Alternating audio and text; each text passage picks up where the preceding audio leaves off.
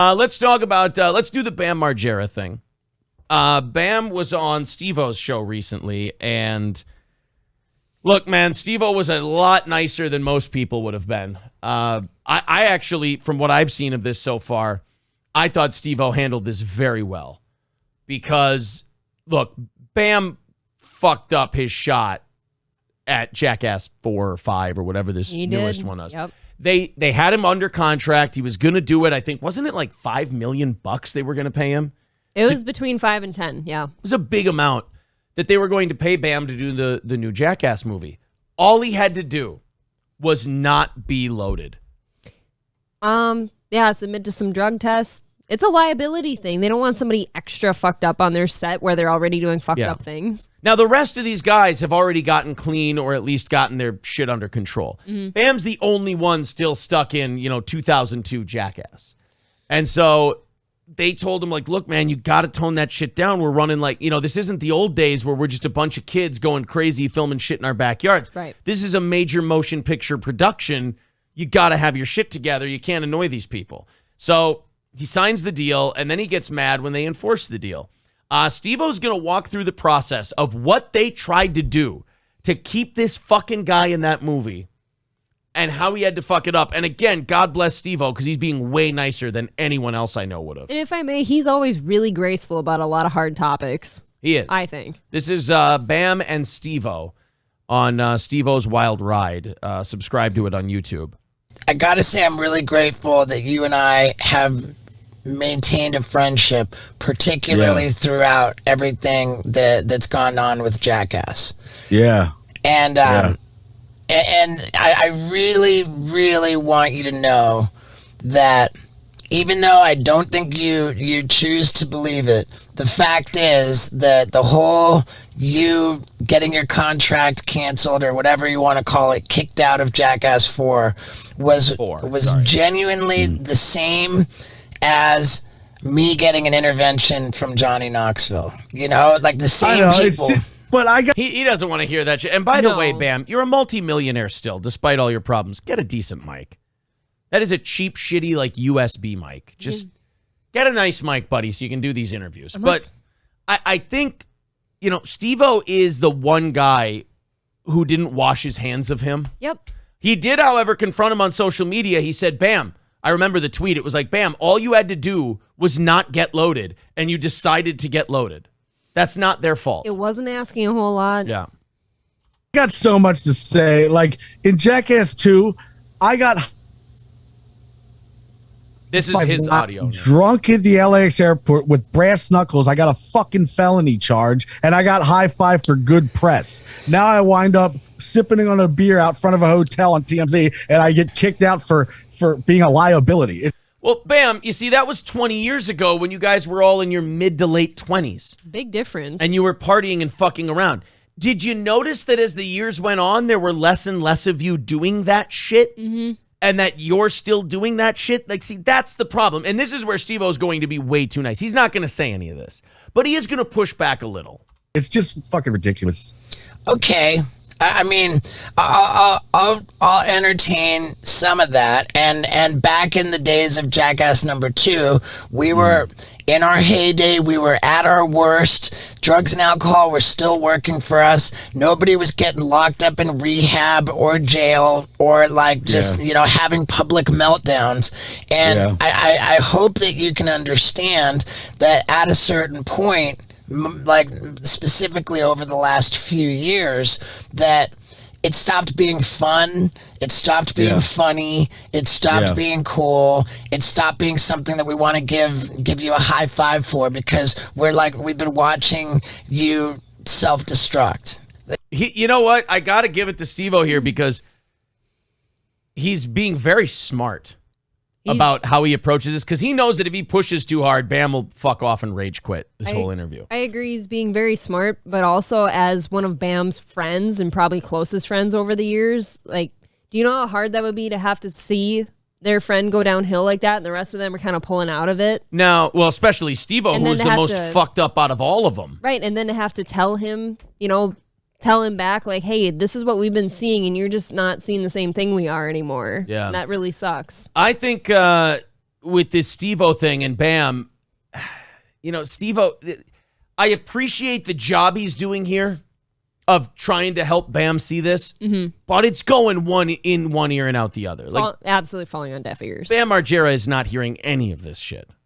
We can also let the record reflect that when you had been kicked out of the movie, that I was like oddly, surprisingly, like campaigning to get you back in the movie. And we were so close, Bam. We had it to a point where you had I remember. We were so close. I know. I was like writing scripts for you. Be like, tell him this, say this, and it's going to help get you back in the movie. And we got you to a point where you had a Zoom call with Johnny Knoxville, Spike Jonze, Jeff Tremaine, and that was specifically the call where they were going to make the decision. You were all but back in, and you got loaded and missed the fucking call. That's heartbreaking. And for this guy to maybe the nicest guy in entertainment, Steve. I met Steve-O. He's like legitimately for a shoot, a nice guy. For him to bend over backwards like that, and like, I'm writing scripts for you, because of course that fucking junkie can't put two fucking sentences together without sabotaging himself. So Steve-O, shut up, just say this, just do this, show up for this Zoom call. And Jeff Tremaine and Johnny Knoxville were probably going to go, look, we were never really going to kick you out. You're part of this thing. We just kind of want to scare you straight a little so you're not fucked up for this movie. And that's what they were going to do. And they were, kind of like when you threaten a kid with a punishment, but that punishment will like punish everybody, so you don't want to do it. So you're trying to find ways not to punish the kid. And then he, like Johnny Knoxville, or like Steve-O said, he gets fucked up and he misses the call. Well, and think about the limb that Steve-O put himself out on there, because he's already in the movie and he's vouching for you at this point. So he's kind of jeopardizing himself or his credibility a little bit, trying to get his buddy back in. I mean, this isn't when they were, like I said, when they were all just running around a backyard shooting cannons at each other, for fun. Now Spike Jonze and Jeff Tremaine, like serious fucking players in Hollywood, are involved in this thing. Johnny Knoxville is now a guy. Yes, he is. Johnny Knoxville is a guy in Hollywood now. They don't want to fuck around with Bam Margera. So at some point, this guy's insulting their intelligence, and they're like, you know what? Now it's a point of pride. Fuck this guy. And that sucks, man. And you got to think, for Steve-O, he put his neck out for Bam. Yes, he did. That's going to reflect negatively on him. I mean, I tell you what, Bam is like Worm from Rounders, and Steve-O is Mike McDermott, just vouching for him at every turn, and it just always bites him in the ass. That's what I'm saying. And again, Bam's smiling as all of this is being talked about, so he still doesn't understand and any of it. And Steve-O's trying to keep a good face. I've got to imagine this hurts. Do you think the version of the story Steve-O gave us is relatively accurate? Yeah. I don't see any reason for him to skew it. Does it sound anything like the version Bam gave to TMZ? Not even close. Not even close. You got loaded and no-showed the call, and they had to see you on social. What happened was, I didn't have a computer, and I was rushing to Danny Way's house. And right. Doesn't that sound like a junkie's excuse? They've always got an excuse, and it's going to be a long story with a bunch of additions to it that don't make sense. Well, I didn't have a computer. You have a phone. Yeah, hop on your phone. Well, it wasn't charged. Yeah. Oh, yeah, my phone wasn't charged. It's not working. Slept through my alarm. But they had to see you all wasted on social media the night before, so they knew exactly why you missed the call. Oh, is that the one where he's in like that workshop or that garage or whatever, and he's like puking in a bucket? I bet, where he's passed out on the couch with the other guys.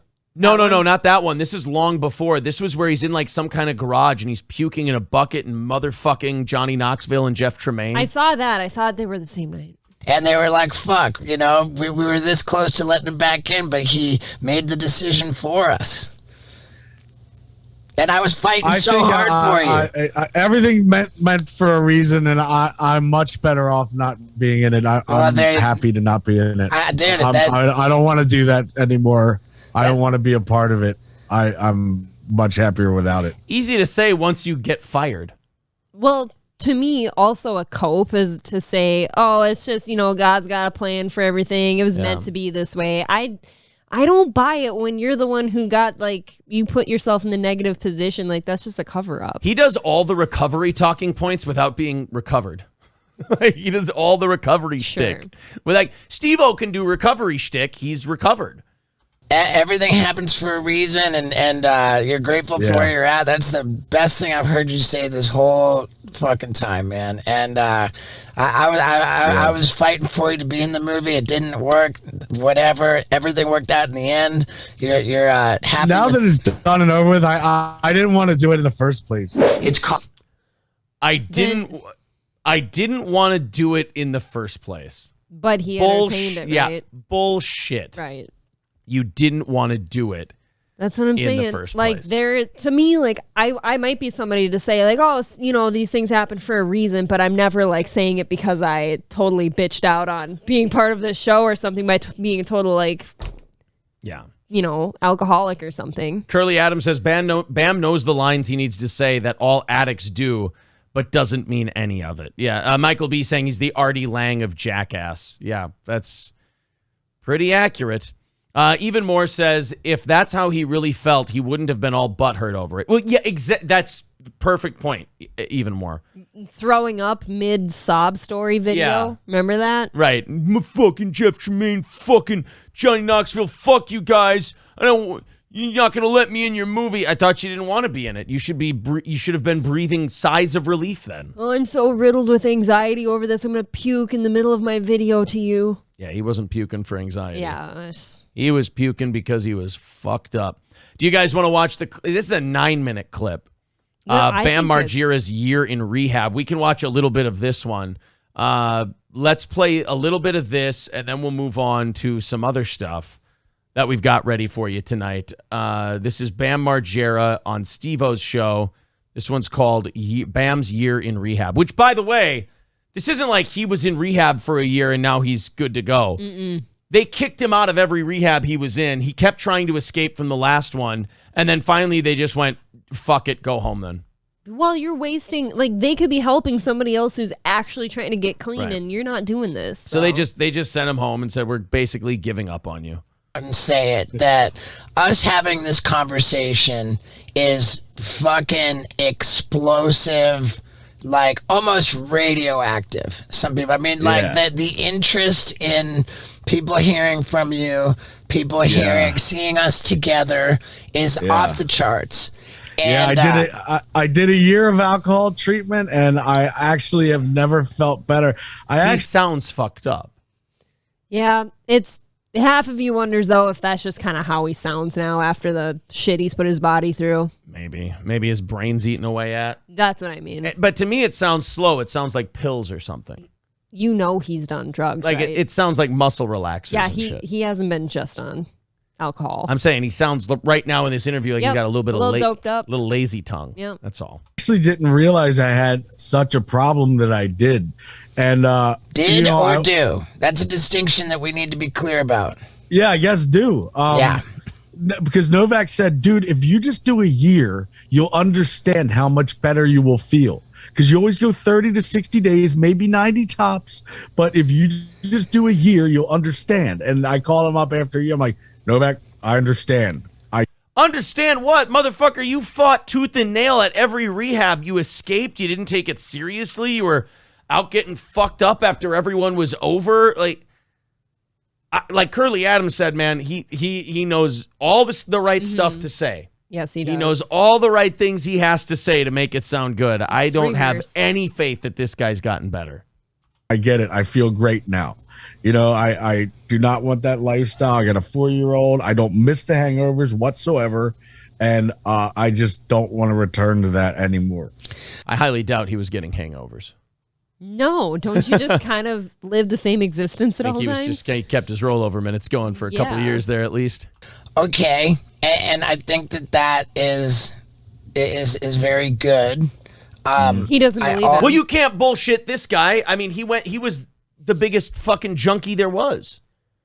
Listen to how he's saying that, though. He's like, okay, well, that sounds good. He obviously doesn't believe him either, and he's a close friend, so he knows he's not telling the whole truth right now. You can't bullshit just a regular onlooker the way he's talking. You think you're going to bullshit a guy who's worked every single step that there's ever been created? Please. And beat it? Yeah. Also, I have to be honest that I'm concerned that See. I get the impression that you feel like, all right, I'm done. I did my year of treatment, and now I'm done, and now I can kind of get back to running around and doing my own thing. Like, I worry like crazy that you feel that the problem you have with alcoholism is something that you can handle on your own. Well, I still have 90 more days of class, but I'm going to transfer to Carlsbad to finish the classes, but they still... He doesn't understand what Steve-O's trying to say. No, Steve-O's trying to say, like, this is an ongoing process, Yeah. a challenge to yourself to stay clean. I bet you, because I've heard comedians say this, like Jim Norton used to say this on Opie and Anthony. He got clean when he was 18. He still goes to meetings when he's in different cities doing comedy. Like, I'm betting Steve-O still goes to meetings from time to time. He I bet you absolutely he does. still calls a sponsor from time to time. Well, because when you put yourself in certain, like, high-stress situations Yeah. or party situations, it's very tempting, and you need Right. someone to talk you down from it. And he's right. Bam does seem like the kind of guy who would just go, there, I did it. I did the work. I'm done. And then when he gets put in that, I hate this word, but trigger situation, maybe, Yeah. he's like, oh, I've got it. I can handle this. Just one drink is fine. Exactly. drug test, alcohol test do every time I go. Right. I mean, just to give you an idea of what it was like for me, I remember understanding the statistics for alcoholics staying sober. They are not in our favor, Bam. Most alcoholics die drunk of causes related directly to alcoholism. And I've heard that only like 5% make it. And when I went into... That's a tricky statistic. What I've heard is 95% at some point relapse.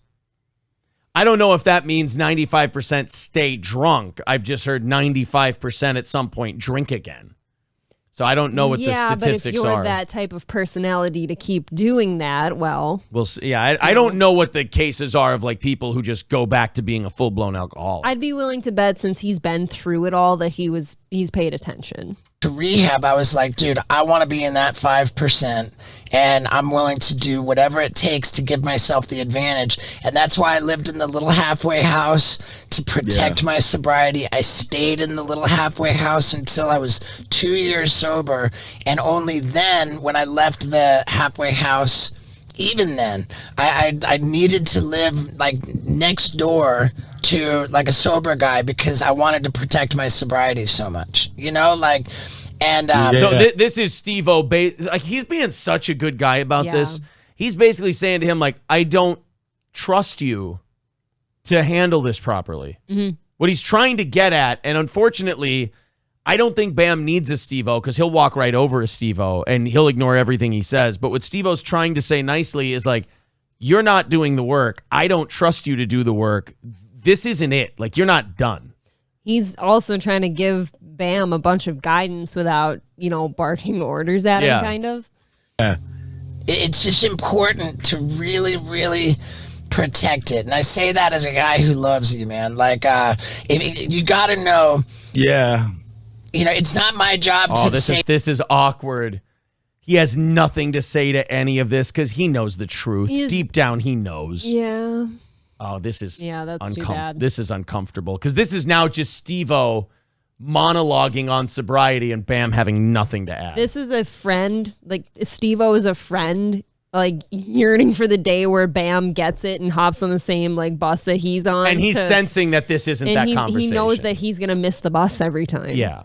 Who's an alcoholic or who's not, but I think that we can agree. Yeah. Oh yeah. Yeah, I know, dude. I've been going for it for 10 years or more. There would be breaks and shit, but I mean, there were times I would just wake up to whiskey and hot. Sure. And without fail. All day long when I'd wake up with a hangover, Sure. And every time there was a break, without fail, whenever you took so much as one sip of alcohol, then the whole gorilla came out of the cage. You open that door one little crack, and the whole gorilla comes out of the cage, and you can't get the gorilla back in the cage. Yeah, and not to mention, if I ever made skating plans or workout plans, I'm like, dude, all bets are off. I'm drinking. Like, for some reason, when I'm drinking, all activities are off. Do you know how lucky he is that Steve-O has still stood by his side through all this shit? Honestly, and this is, I guess, is more a question for Steve-O. How much longer?